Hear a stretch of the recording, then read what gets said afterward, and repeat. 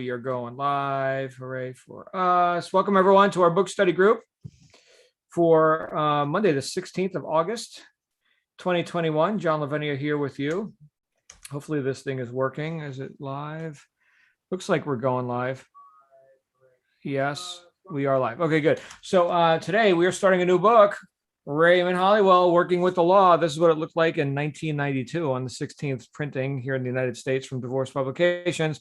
I know many of us are on Kindle, but whenever I've got like the original text in my hand, I like to do the original text. I mean, since I moved all this stuff around the country multiple times, I think I told some of you last time I moved, I weighed my library and it was 1,200 pounds just in books. So, yeah, so there's that. But this one is a classic. This book was originally recommended to me by none other than Bob Proctor, who talked about this in his 1980s.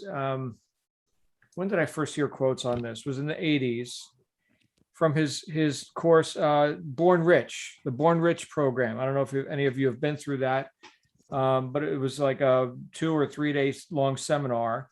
And then he, of course, produced it on cassette tape and workbooks and then CDs. When compact discs came out, we got it on compact disc. But this is one of the books that he referenced, amongst others. And so as one of these guys who just, takes a hint, I wound up picking it up. And I've read it a couple of times since. It's not one that I've studied again and again, as the author says you should do. So I haven't followed that instruction, but I have read it a couple of times, including this time in preparation for our little group discussion here. So as is customary, and for those who have not been, did we just lose somebody? Did we somebody go poof? Hopefully they'll be back. Lindsay went poof. Can't have a book study group without Lindsay. My goodness. But as is customary, I like to open it up for discussion. I know some of you are just going through this for the first time. Kim, good to see you. Linda, good to see you. Missy and Bob, and of course, Kim and Kim. We got 2 Kims on here tonight. Who would like to open up? Who's got some thoughts about the preface and the first 2 chapters, which chapter 1 is Working with the Law and chapter 2 is The Law of Thinking. Who's got some thoughts on this stuff? It's science. Yeah. Missy, go ahead. You've got the floor. It's science. It's all science. It's God's science. He put the laws into place when he created the universe. He said it right out. Ask and you shall receive. Whether it's he doesn't make, and the author says he doesn't make judgment whether it's good or bad. That's our part. That's our duty. We better make sure that we have right thoughts. And I am living proof that wrong thoughts create exactly what they were. I'm overcoming them and correcting them, and I'm not giving up no matter what. But this guy is right along the lines of Joseph Murphy. He speaks like them, and I appreciate it very much. I can't believe I never heard of it. Really? Okay. Well, you mentioned Joe Murphy, right? Who was a contemporary of Ray Hollywell. And so a lot of this thought movement, right, or this age of the Second Enlightenment, or whatever we're calling it, a lot of this was people just, I think, getting in tune with this after having neglected it for so long. He talked about here in the book a couple of things that you just brought up. One is that, well, he said it in a different way, but life is always, life and the law is always towards increase. He quoted the Bible here. It is the Father's good pleasure to give you the kingdom, right? So then who are we to stand in its way, right? I mean, if you're down with that idea, if you're thinking, okay, yeah, I mean, I'd like to believe that. Okay, well then why don't I, right? So why do I keep showing up as someone who needs to force stuff, forcing solutions and fixating my attention on things that, at this point are obviously outside of the things that I can affect, right? If we are control of our thoughts, okay, and that is really getting into the cause of stuff, then why is it that I tend to fixate my attention on effects? And he said it in here. he said it in here. It's the unformed mind or the underformed mind that tends to think small and tends to get into the material stuff, allowing that stuff to be like a big deal, right? The scene and the stuff that we can, we can now cite as that's the cause over there, that circumstance, that problem, right? Well, how small of a thinker are you to think that that's cause over there? And it's the same responsibility. You don't have to take responsibility. Right. And this whole idea, like, I wonder what God's will for me is, and all this irresponsibility. So yes, science. Yes, it comes down to a scientific thing, and it's not a new truth. It's the same truth. It's just here's another guy who wrote about it and used some different words. Some of the same words, in fact. So no new truth here. But thank you, Missy, for that. The other thing that came to mind for me is, if we are choosing to use the mental faculty of will, back to guys like Wallace Wattles back in 1910, right? The mental faculty of will, purpose of which is to choose the right thoughts. Well, if we're willing to do that, and if we actually believe, as it says here in Proverbs, as a man thinketh in his heart, so is he, then can't we start to develop some expectation? He's going to talk about this later in the book when we get into, in fact, did he call it the law of expectation? No, he talks about law of thinking, supply, attraction, receiving. Here we are. It's in chapter 5 in the law on receiving. We're not on that tonight, but we will be on it next week because we're going to read chapters 3, 4, and 5. Which, by the way, I'm finding this to be an easy read. This isn't like a brain hernia kind of a book. I don't know if you guys, if anyone's getting a brain hernia over this, but yeah. So these are some really powerful chapters coming up. But like Missy said, if we're taking thought and we're being deliberate in that, wouldn't that start to develop some expectation? So he talks about this later in the book, and I think it's going to be an eye-opener for a lot of people. So thank you, Missy, for getting us started. Who else has some ideas? Hi, welcome back, Lindsay, and welcome, Comey, and welcome everyone else who's just again. Glad you guys are here, including our friends on YouTube. Glad you're here. Who else has some thoughts on these opening chapters here?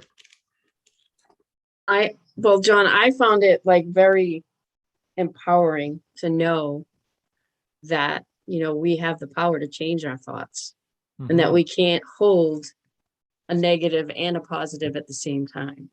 Right. So, I mean, it's like it's just amazing how powerful we really are. Yeah. How amazing. Yeah. How powerful we are. We're able to screw it up. Look at how powerful we are. Yes. Yes. Negative or positive. Right. But yeah. So, and then, the story told, about building a fire, thinking, you're not going to think about the cold when you're sitting around being warmed by the fire. Right. I liked that analogy that he used, and it was, yeah.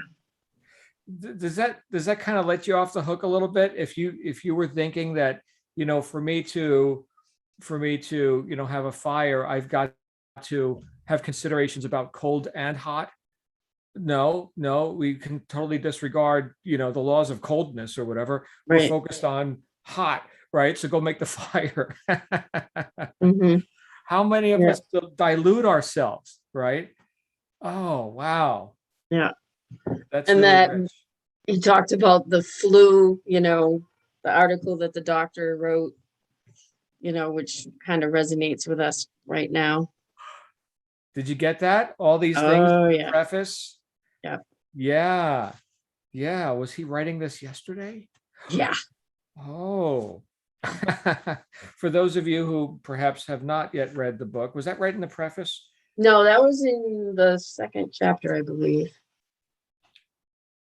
Okay. So let me find it here, because this is really, really something here. It's chapter 1, working with the law. The question uppermost in the world of thought today is whether a man has the capacity, equipment, and power to control his life, whether he can be what he wants to be, or whether he is a drop in the great ocean of life. Millions are affected. Listen to this. Millions are affected by unemployment, poverty, and want. Can they help it? Where we have thousands of homes broken on the rocks of matrimony, can such a breach be repaired? Millions complain of sickness and disorder in countless forms. All of this gives rise to the belief that we are victims of circumstance over which we have no control.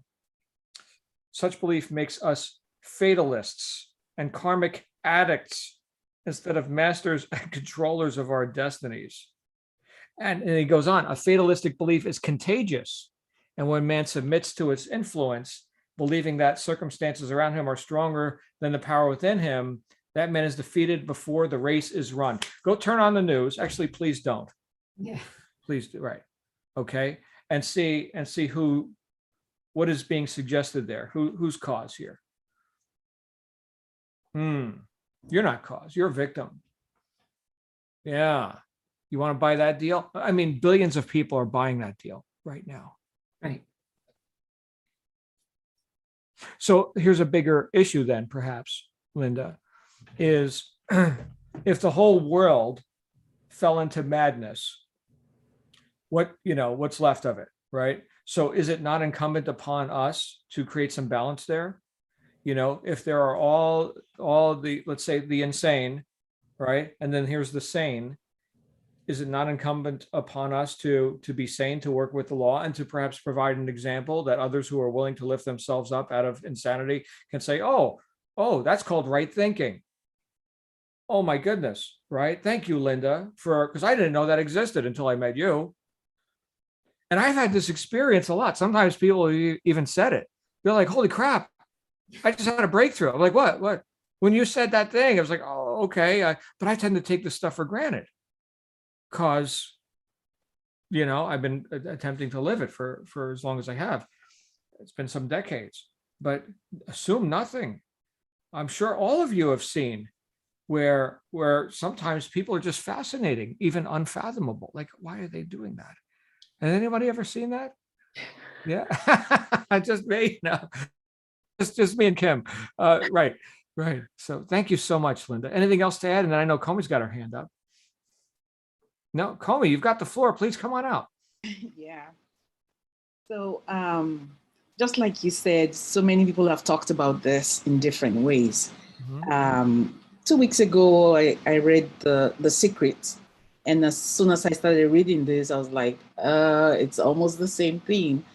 And as human beings, I just think we need to hear these things, over and over again, because some of us have heard these things before. But I see myself in the example that he gave about the woman who was busy from morning till night, but did nothing about what she was supposed to do. That is me right there. I was laughing as I was reading. I'm like, I am so busy doing housework. Oh, I got to cook for the week. Oh, I got to clean the bathrooms. And my stuff is sitting right there, not shipped to Amazon. As I go to bed, I take my to-do list and I write again. I'll do that tomorrow.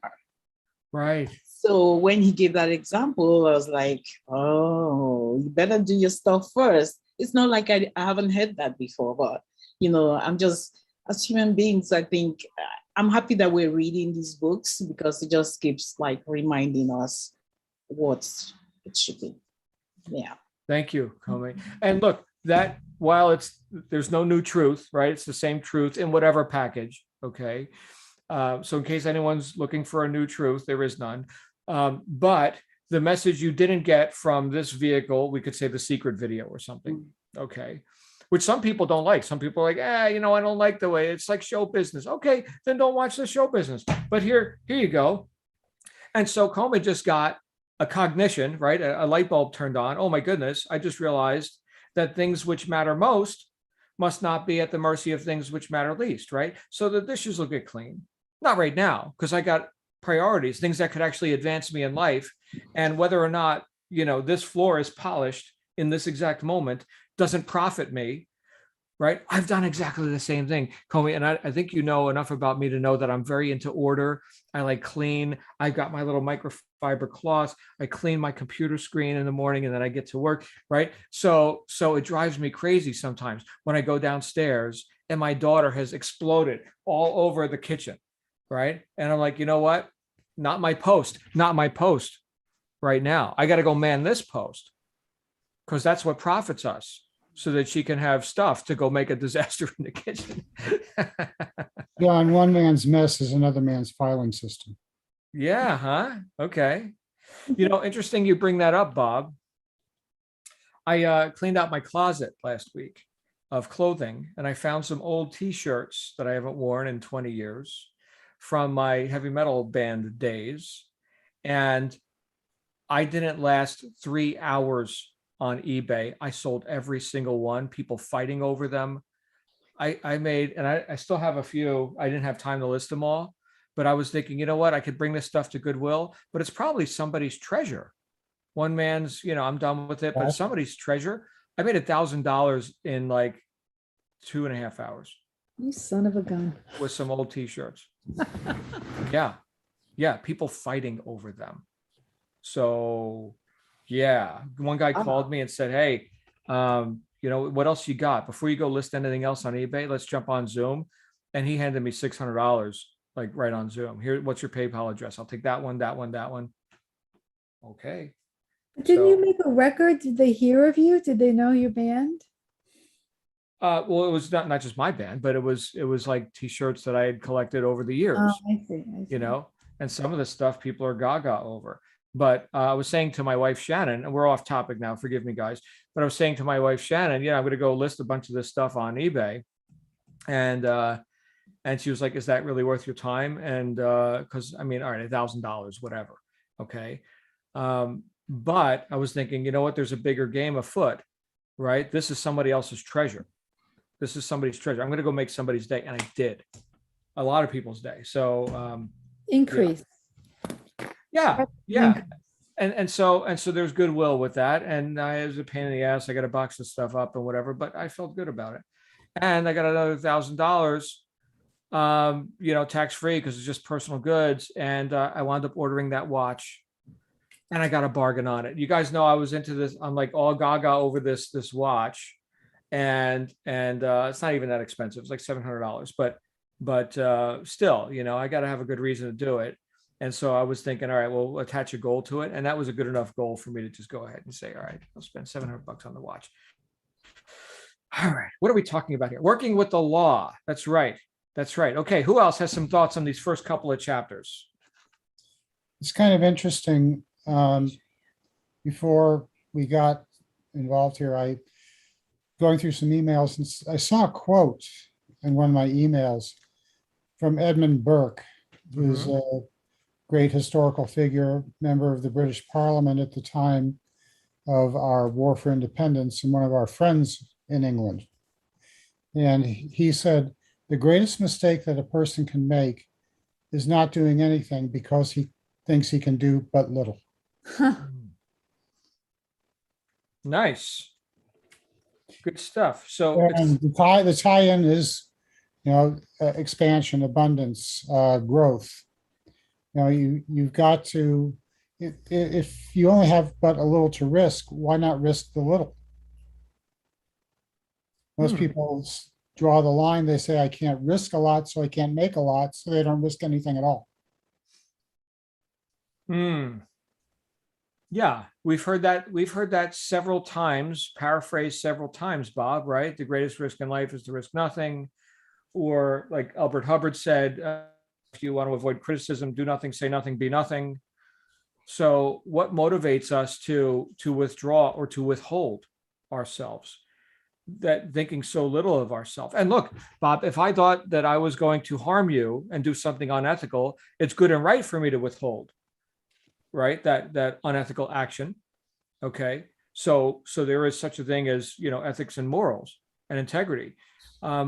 However, how many of us in our quest to be right fool ourselves into thinking we're no good, therefore let me not reach, let me withhold, chronically and constantly, withhold, do nothing. I have so little to offer. And because I've had my hand slapped, in some cases justified, but in many cases not. Or like Samuel Clemens said, I've had many thousands of problems in my life, most of which never actually occurred. Okay. So I can project and I can assume right? That I shall be disapproved of, or I shall harm others, or whatever trip that somebody sold me that somehow I'm unworthy of being effective in life. Well, now I get to be that. And look, you're sitting next to Missy, right? And Missy has become a personal friend to a lot of people here in this community, and in communities plural, because you guys know I'm broadcasting all over the place. But the thing is that the transformation that we get to witness when people who say what she said right at the beginning can say it objectively with an acknowledgement that, hey, I have been off the mark, right? And now I recognize that. And now because I can look at it, I can do something about it, not just be a victim of it. Huge transformation, man. I mean, pass the collection basket, let's have an amen, like the whole thing. I mean, that's what we're here for. Or like what we just heard from Kome, right? Here's the house cleaning thing. Something as trite as that could be a breakthrough, which could lead to what? You guys know about the butterfly effect, right? So the butterfly, the theory is it flaps its wings here in Japan, and then the wind currents change, and then there's the storm in the ocean, and next thing you know, it's an earthquake. So that because of that one butterfly flapped its wings, all these other things happened in sequence. Okay, so who knows what's going to come of that one cognition from Kome? Maybe she's a billionaire, right? Because of that one cognition. Same truth, but here's another way to apply it. So I'll keep showing up. I'll keep reading the books. I haven't arrived, right? I need to read this stuff, because if I really knew it, well, fish and loaves, baby, fish and loaves. I'm just not there yet, right? So what the hell do I know? Thank you, Bob. Anybody got any fish and loaves? Any other thoughts on this? I think the thing that hit me kind of like a brick was that he said, you have to read this text over and over, and that you'll get more and more from it every time you read it. Mm-hmm. And I find what happens is I sit down with a book like this and I'm thinking, this is the coolest thing ever. Oh my God, this makes sense. It's going to change my whole life. And then in 2 weeks, I'm right back to where I was, and I don't even remember the book. And I think that you get that momentum when you get new knowledge, and you go with that momentum, but it dissipates over time. And I need to find a way to build on that momentum. And I think that keeping this by my bed, or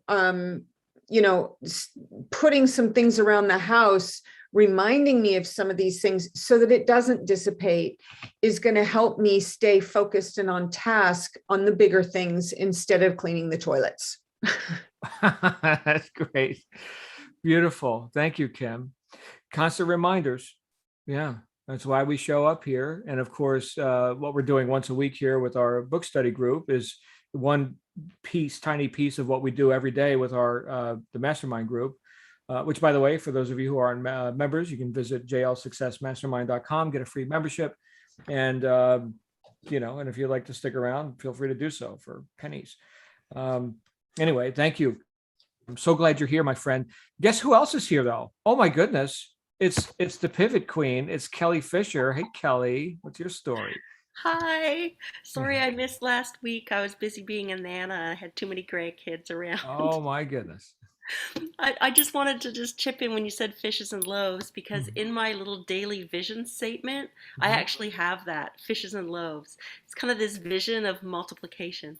Right. And I just wanted to add on to like kind of the, those priorities of things. Is this something that's going to profit me, or, should I go and clean up after all my grandkids were here? And I wanted to jump onto here, but I just a little praise report, because I'm focusing on doing this crypto investing right now. And I actually got into the live market. I got stuff transferred. I had to do tons and tons and tons of setups. And I actually made a little profit, very small. But I just had to give a little praise report on that. But again, it was just like profit, right? And it's stuff that used to terrify me. But it wasn't that hard. It's just a bunch of steps. And yeah, so. Right. Yeah. Okay. And what platform are you trading on? I joined the bits gap, which is kind of like a grid bot. So it's relatively risk managed, and so it's more in like cryptocurrency pairs that Right. fluctuate, and then you make tiny little profits on the volatility. So Right. the way you set it up, it's pretty safe. Right. Just like trading any currency, Forex, what have you, Yeah, pairs. same idea, but it's in the crypto land instead. Right. Good. There is definitely some volatility there. So Oh yeah. buckle your seatbelt and yeah. So good times. Glad you're here, my friend. Fish and Yeah. loaves. What a beautiful Fish and loaves. concept. My Yeah. name's Fisher too, so There you go. There you go. Thank you, I'm- Kelly. and please forgive me, but I wasn't here last week and I didn't get the name of the book. So Working with the Law, Raymond Hollywell. Raymond, what's his last name? Hollywell with an I in the Hollywell. middle. Hollywell. Okay, perfect. Thank Yeah. you. Working I'll with make the sure I got Law. it. Okay. Good stuff. Wow. People are ringing my phone off the hook. People want to buy stuff. All right. Well, we'll get to them in just a minute. I got something that I want to bring up. And this is on from the first chapter. It says here, all failures in life are due to taking sides with the finite around us. All success in life is due to taking sides with the law within us. And he capitalized the word law. Thus, working with the law may be considered the same as taking the law into our minds and lives as a silent partner.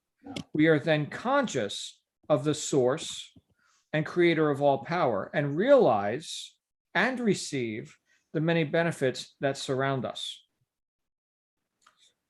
So taking sides, and there was somewhere else in this book where he talked about a man who a man who partners with himself is weak or something, but he who partners with God is a majority. But this idea is another way of saying it, I suppose. All failures in life are due to taking sides with the finite around us.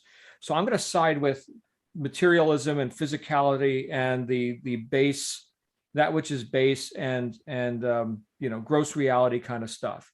And I'm going to, because I'm taking sides with that, this is the way I interpreted his statement there, because I'm taking sides with that, I am in opposition with the other thing that I could side with, which is the law, and to realize and receive the many benefits that surround us. The other quote was, I'm sure Bob knows it, right? Seek ye first the kingdom of heaven, right? And then all these other things are added unto you. So where's the point of focus? Me playing with rocks and forcing solutions and trying to create effects while I am an effect. Okay. Effects don't create effects. Causes create effects. Causes, right? So which side am I taking here? Okay. And that doesn't mean that because I'm going within, that I'm disregarding. And see, I think this is where a lot of the so-called new age stuff gets off the rails. Okay. Where we're just going to go ahead and deny, that problem exists or that circumstance exists. Right. In fact, we're going to get so subjective, and people have done this. It could be called postmodernism or whatever. They could take this to an extreme where they don't even acknowledge things like, right and wrong. Let's say, for example, there's this whole idea of nihilism where everything is relative and there's no objective reality. No, BS. There is objective reality. So I'm not going into a state of denial about, how this rock is a rock. Okay. But I'm thinking from a higher plane when I remember to do this, right? And seeing the truth, right? We're becoming conscious of it, he said. Consciously. We are then conscious of the source and creator of all power and realize and receive the many benefits that surround us. So we're conscious of the source and we receive. We seek first the kingdom, and then these things are added. It's the same truth, right? So I think where a lot of people go astray, and where I've gone astray, is where he said in, was it chapter 2, the law of thinking, where the undeveloped or underdeveloped mind, where was this, tends to fixate on that which is, base and physical and finite. So what is the real direction here, the real admonition? Develop your mind. In fact, I have studied some of the Buddhist scripture where a lazy person in that discipline would be someone who is undisciplined in their spiritual pursuit. They work all the time, let's say. They're cleaning the toilet. Okay. And there's a time to chop wood and carry water. Yeah, I get it. Okay. But the Buddhists believe that there is, many incarnations, and you've been everything from kings and queens to earthworms and ants and everything in between.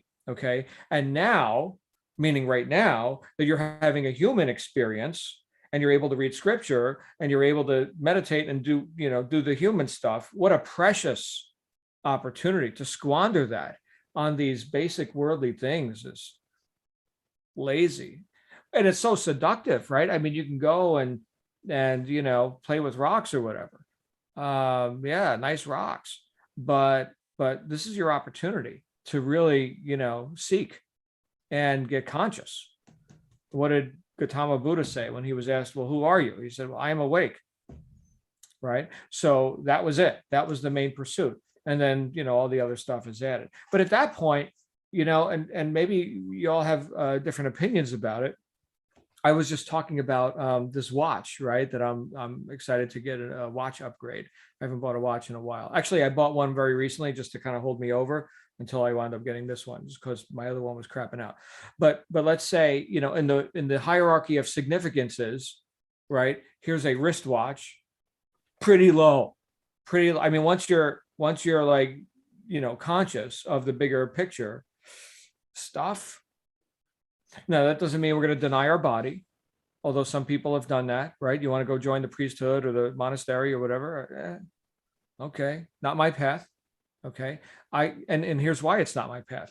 My work is in the field, not in the cave, not in the monastery. My work is in the field, and I've dedicated my time here, however much there is, to expanding prosperity and prosperity consciousness for as many people as I can touch, via whatever methods, modalities, but all under the umbrella of entrepreneurship, self-determinism. I mean, that's my path. Other guys go do the monastery thing, man. It's awesome. But I'll tell you what, if we're going to do the personal development thing, if we're going to be deliberate in expanding our own consciousness and realizing source, well, that happens in the field. And yes, that includes worldly success. It does, unapologetically. So I would argue, in fact, I did in my book, which we just finished reviewing, I would argue that any so-called personal development that does not also address your ability to be prosperous, abundant in present time, not in some afterlife, okay, but in present time, with this incarnation, well, it's kind of sidestepping the issue then, right? Well, our rewards come later, so let's go ahead and suffer in piety or something. No, bullshit. No suffering in piety. Right? Not okay. So anyway, there's my take on it. Working with the law. Thank you for your laugh, Kelly. You're glowing. So good to see you. Kelly made money on crypto today. Yay. All right. Any other thoughts on this? Missy and Bob, come on out, please. First of all, you were speaking before about appearances. That's waddles. The outside, everything is appearances. And he says in the first chapter something like, if a mechanical engineer or an architect would only realize that by the same method they build a house from nothing, they could build their own riches and inner life the same way. Earlier today, I was crying like a baby, you don't even know, to my dear friend Jan over my appearances of my physical situation that I'm going through. And she talked me through it. And when you're in the middle of it, you almost feel like you're in a maelstrom and you can't find your way out. But this book is so in my alley and my wheelhouse and the waddles and I was reading it with glee, and I'm so grateful that you recommended it. And so I went from crying like a baby for an hour, very, very worried, to understanding that, wait a minute, just back it up a little and take control. And the appearances are very strong. So that's why everybody believes them. And of course, reality is reality. There's objective reality, and subjective reality I don't go along with, but we have control over it, and it takes a while to germinate what you are trying to grow. And I have to keep reminding myself of that. And that's the hardest part. But I am the architect with the blessing of God. And I haven't been doing my duty all these years in honoring God because of the situation I'm now in is from years of stuff. So, but I'm getting out of it, and I will not be denied of the getting out of that, no matter what. No, you won't. And I don't think there's anyone who's vague, who's known you for as long as I have. We go back like 2 months, Missy. I've known you a long time. Some of our members in our mastermind group I've known for 20 years. But the idea that the scale is the balancing scales are tilting in the other direction now is very apparent to me. That doesn't mean that they slam, 180 degrees, just because you decided, hey, I'm going to get lofty and do some personal development, but you keep weighing down that positive side of the scale, and we see it. It's so obvious. So obvious. Thank you, because I don't see it sometimes. Of course you don't. I just you're see the holding the work of scale. the Hesperus a lot. Right, because you're holding the scale right there. Right. Thank you very much. Is it true that water takes longer to boil if you watch it? That's true. Ask my mother. If you watch the water, it takes longer to boil. Go do the research on that. Kim, what do you think? You're unmuted. Come on out. Is that me, Kim? Yeah, you were unmuted. I wanted to see what you're thinking. Oh, I think that I have limited beliefs that hold me back. And I was really resonating with what you said when you said, that you raise yourself up and do good for the world, and you found your calling, and your calling is so clear. And I have limited beliefs that my calling and what I really want to do, there's no way I can make money at it. And so I find myself putting that calling in one column and then putting making money in another column. And because of that, they tend to fight each other. Oh. And because they're competing for my time, which is so precious. And so and I think that that's a limiting belief, but I also think I need to educate myself and do some open-minded creative thinking of how I can do my calling and actually make money while doing it. And because I'm always so envious of people like you that have found the path and riches within the path. And I resonated with a lot of what he said, when you're doing aspiring, harmonious, positive things along with the force and the law, your life will prosper. But I have a history of doing the good and then making the money, and the good takes away from the money, and the money takes away from the good. And I need to learn how to make that harmonious. Yeah. You deserve to learn how to make that harmonious. If I could just change one word in there, because you've always had what you needed, or you wouldn't have survived, right? And yet you're here, right? So you're not a corpse. That's great. So what would you say is your calling? If we could just kind of park on that for a minute. I really feel that I want to go out and teach children, especially disenfranchised children, about the basic laws of money, because I think that our school systems just don't do anything to prepare kids for real life, and especially money. Right. And so I'd love to be able to go into high schools and teach kids like freshmen right in that time when they're smart enough to get a lot of the concepts and do that so that they can start life off a lot better than I did, because I had no idea how money worked until I was in my 40s. Okay. Are you familiar with any of the work of Dave Ramsey or Robert Kiyosaki? Any of these guys? Yeah, I know a lot about Robert Kiyosaki. Right.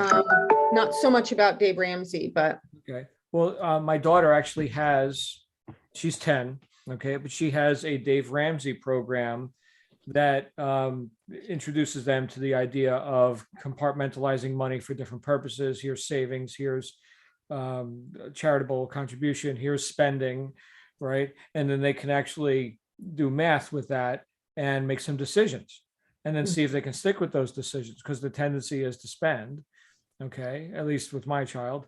And so that would be like an on-ramp, low gradient kind of stuff for them to start getting a bit literate about that. So something like that is not delivered in high schools. And you mentioned that it's not being made available in like the government school system. I would argue that's by design, that it's not being made available. So what can we do? We can take it online. We could take it into the private sector, which, by the way, mom and dad would be delighted to pay for that. So perhaps, right, it's closer than you may even consider.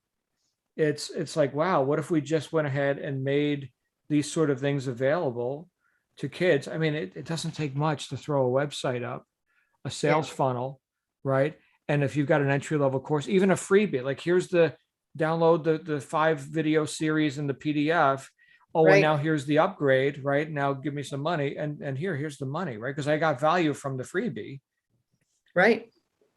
Well, and what you just said is exactly what I need to start merging those types of thoughts, because I need, again, limiting belief, right?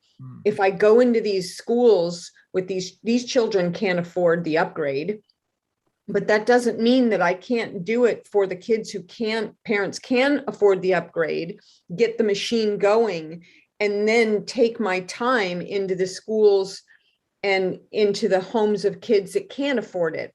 And that way I'm doing everything in one big bucket rather than the two competing. That's brilliant. Yeah. Right. Well, thanks for showing up. Yeah. But I mean, this book totally made me see that, if I'm doing this and I'm doing it in an inspiring, harmonious, and positive way and doing things, the law is going to work with me. And by working with me, I'm going to prosper. And I have to try to remember that. And then you, my dear, just put practical stuff all around that kind of ethereal thought. And now I have a little more concrete way of looking at it. So thank you. Right. Thank you. So glad you're here. Glad I saw that you had a hot mic and called you out. Kelly, you've got some thoughts on this. Kelly? Kim, it's just a simple thing, but it's just a word. And instead of using the word but, what if you put the word and between two sentences? And you say, I have this calling and I can make money. Right. Then they don't conflict anymore. You just change the word. Yeah, you are absolutely right. Awesome. It's easy to observe objectively what others, right? What we hear coming out of others' mouths, right? So it's like we were just talking about with Missy, holding the scale right in front of your face. I can't see the scale moving. I'm watching the water boil. Nothing's happening yet. But it's I'm so glad you're here, Kim. Thank you. Wow. Look, this whole mastermind group didn't exist, so all this stuff didn't exist. This freaking computer didn't exist. None of this existed, except someone took thought and then took action, and now we got the stuff, right? So why not you? Why not? Are you back to the original idea? Was it Bob was talking about it, or Missy, right? So like the self-deprecating and, let me not reach because, after all, it's just me. My goodness. Now you got guys like, Elon and Branson and these guys building rocket ships and like selling, rocket ship tickets for $250,000 or whatever. I got an idea. Let's do it. Right. So you could definitely scale up. But I think what you're talking about, and I think all of us here, right? If we look at our intentions, I think they're noble, right? I don't think there's any reason for us to withhold or not reach or whatever. Why not? Why not? I mean, maybe it's a hit and maybe not, but it's on purpose. And if it's a way to serve our fellow man with our purpose, I'll say this too, because I have this great affinity for music. And there was a time when I was running a band and we were doing all this. It wasn't profitable. It was, it was a hobby basically, but it was entrepreneurial. And, we were gaining ground and all that. And I think, what if I was still doing that? Where would I be now? So I look at, other people in that space. Where would I be? Okay. And I have observed, their statistics, right? And they're all, working jobs or not working jobs and just being ne'er-do-wells or whatever. But none of them have made it big in the entertainment industry. Okay, not with the kind of music that we were playing. So I'm thinking, isn't it great that kind of thing kind of fell apart on me? Now at the time it was sad because I was really working my ass off to get that going, and we were getting traction. But I was thinking, how am I serving my fellow man with my unique talents and abilities? Is it by, singing heavy metal on weekends and nightclubs and managing a band? Or is it taking those same communication skills, okay, and willingness to put myself out there, willingness to make a spectacle of myself in some ways, right? And to get extroverted, right? And to provide some sort of a benefit into the marketplace, and doing it here in this world of, personal development, business coaching, and writing books and whatever, right? Oh, well, clearly that is the direction I've gone in. So like with what Kim just brought up, right, where she said, I found my calling, that seems valid, but also I'm kind of wondering, did it kind of find me? Did I just persist, in doing what I'm apparently called to do, which is in the area of communications? That's the main thing, communications. Okay, great. So that I just persist in doing that I then found, this stream tends to flow better than this one. I'll still enjoy music or whatever, but not professionally. It's, it's sales, marketing, business consulting. That's my thing. Okay. Because like water, I persisted in going downhill. I eventually found a channel. Is that what we're even talking about here? So because we take thought and we persist in thinking, here's the destination, here's where we're going, here's the purpose that I'm attempting to fulfill and to live. Okay. And because we persist in choosing the right thoughts, do the paths kind of find us? Do we find ourselves on the right path, having just persisted, having been resilient, and having been, unflappable in the face of whatever other rocks or logs were in our way? Like water, we continued down that. And then we find a channel, and then we get in the flow. I think that's kind of where this ends up. Because I'll tell you what, my friends, there were times when I was like feeling just stopped. Like, what the hell am I even doing here? Like that last job I ever worked, right? We're going back 20 something years, but miserable because unexpressed talents, abilities being stifled by a corporate agenda. And some people love their corporate agenda. I didn't. I had to do something bigger. I had to play a bigger game. I think we've all got, if we wouldn't be here in this conversation if we didn't have some of that same drive, some of that same, talking about working with the law, right? One of the laws we're going to be talking about here in an upcoming chapter, how did he name it? Right here, chapter 6, the law of increase, followed by chapter 7, the law of compensation. Wow. Okay, so nothing subtle about that. By law, we seek increase and we get compensated unapologetically. You can't break the law. You can only break yourself against the law. So we're going to work with the law. And my friends, we're going to get back together next week, and we can end off here unless anybody else has some input. Feel free. But we're going to read 3 more chapters. So here's how this is going to go, because I know sometimes people want a little advance map here. So we just read Preface, Working with the Law, and Law of Thinking. So Preface, chapter 1 and 2. So we got chapter 3, 4, and 5 for next week. 6, 7, 8, 9, 10, 11, 12. I think that's how it's going to go. So let's read at least 3 chapters this coming week. Okay. Good. Any other thoughts on this opening part of this book? Thank you. You're welcome. Thank you for that. Yeah. Yep. Thanks, John. Good stuff. Janet's here. Hey, Janet. We got Kelly, Kimberly, Comey, Linda. Everybody good? Everybody ready to end off on that? Lindsay? Yes, I love the way you say you can't break the law. You can only break yourself against the law. I love that. Yeah, So, that's it. yeah. We're talking about That's it. natural laws, not your opinion, not even Mhm. man-made laws, right? Actual law. So, yeah, good Yep. stuff. All right, my friends, we'll wrap up. You have a great week.